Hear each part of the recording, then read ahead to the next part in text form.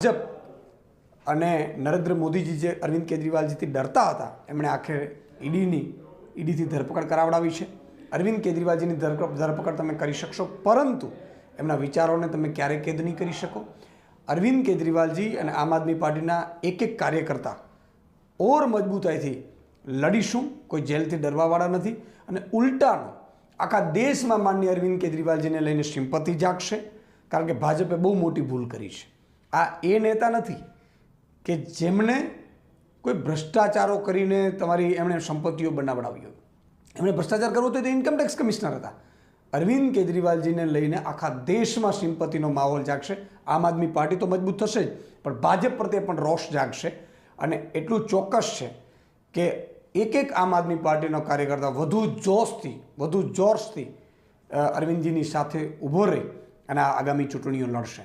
Jay Hind, Jay Bharat.